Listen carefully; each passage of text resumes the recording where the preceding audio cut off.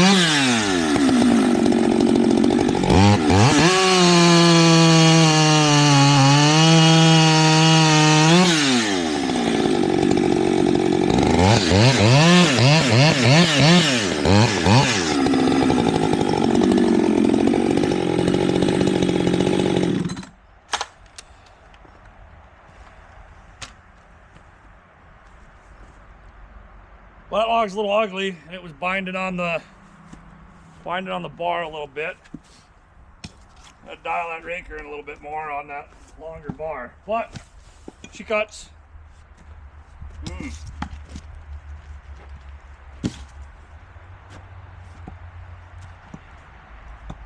big knots.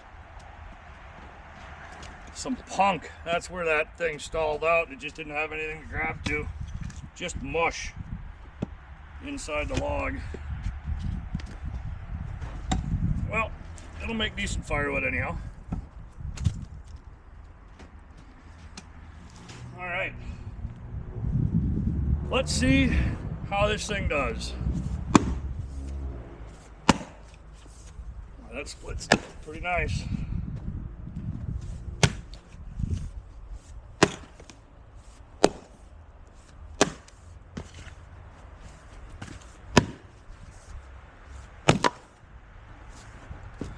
Sometimes you get these ash logs and they're stringy. They just don't split worth a damn. This one's pretty straight grained. Pretty happy with how that's going.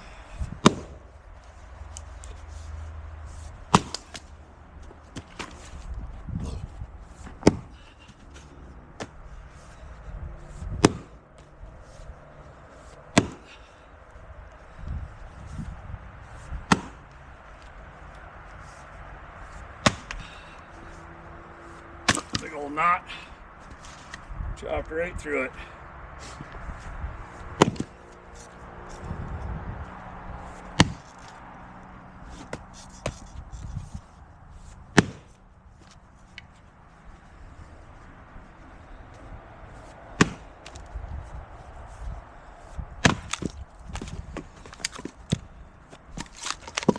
I looked into catalogs and I didn't see anywhere where Kelly made a 6-pound felling axe.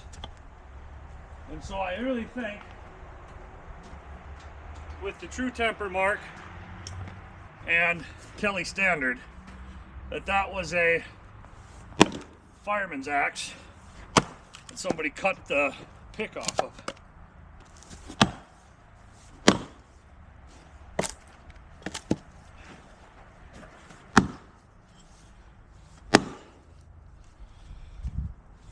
It finished out at about 4 3/4 pounds on the head when I got done cleaning it up and hanging it. And it's got a really nice wide bit, which I like for most of my axe work. A lot of the smaller Michigans, 3.5 pounders, have just got a pretty narrow bit. I like them a little bit wider.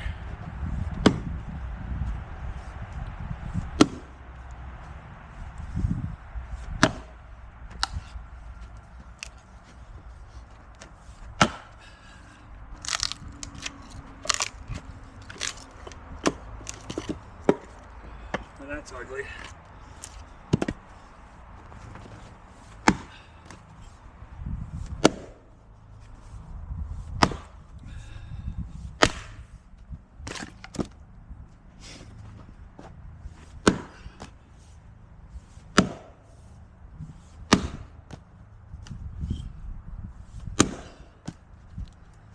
This log looked pretty straight when I grabbed it out of the pile, but it sure is full of knots.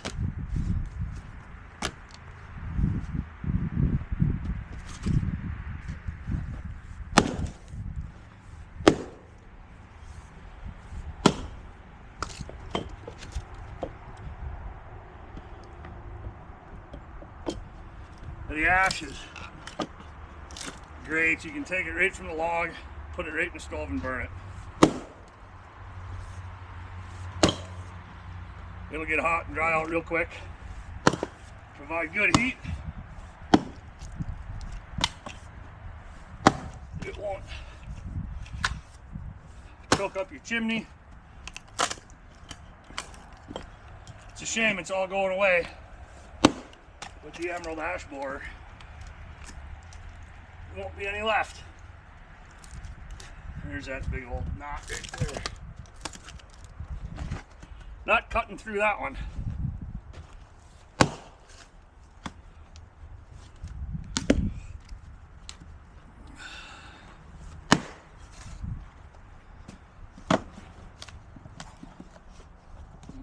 the other axe here.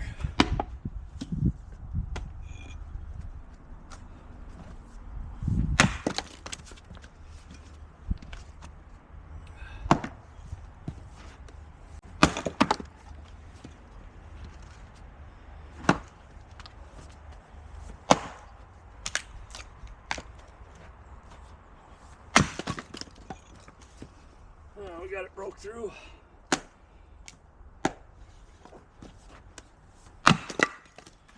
There, that's pretty good. All right.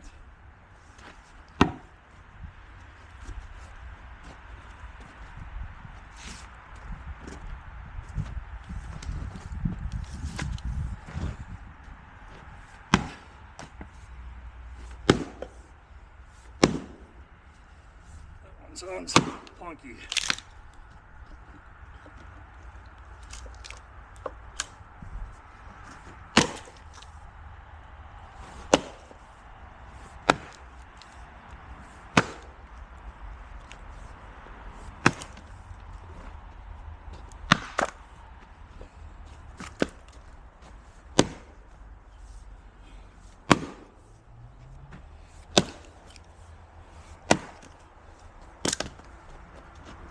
For a little bit of what I use in the shed here, I cut it shorter.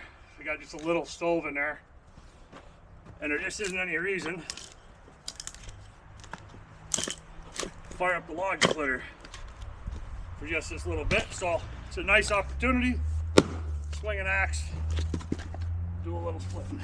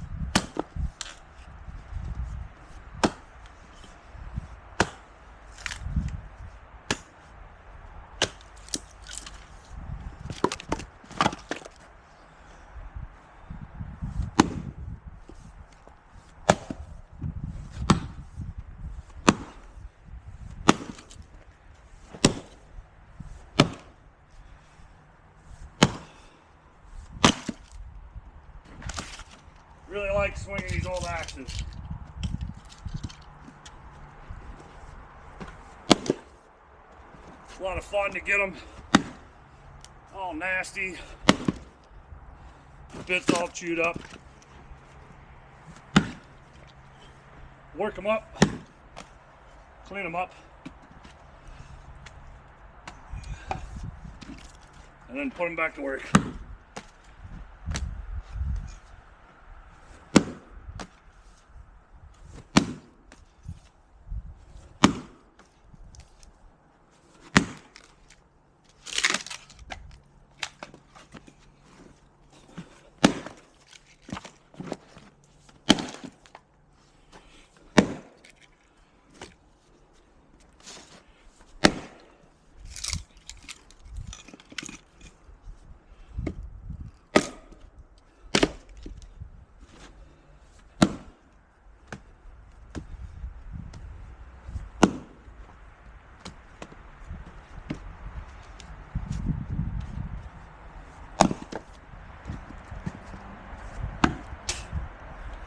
There we go, that'll get her done. Thanks for watching, we'll see you on the next one.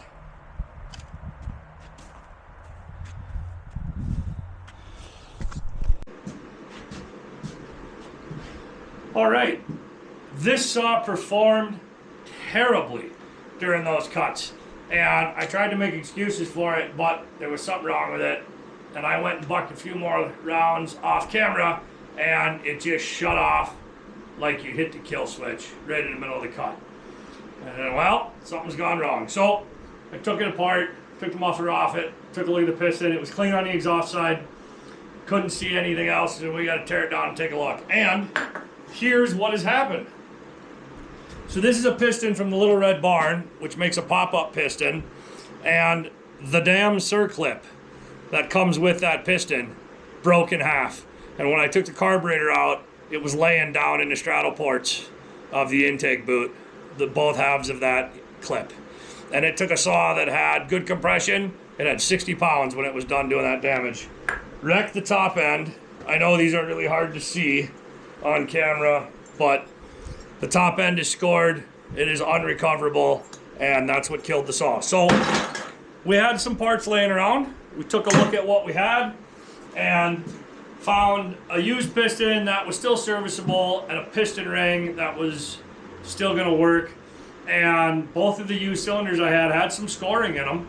I picked the best one. I honed it out, probably a little bit aggressively, but I did hone it out and got it smooth enough. Most people would have said that saw won't run. Put it back together, put it in the saw. The saw's got 125 pounds of compression, 130 pounds compression, which ain't great, but it's enough.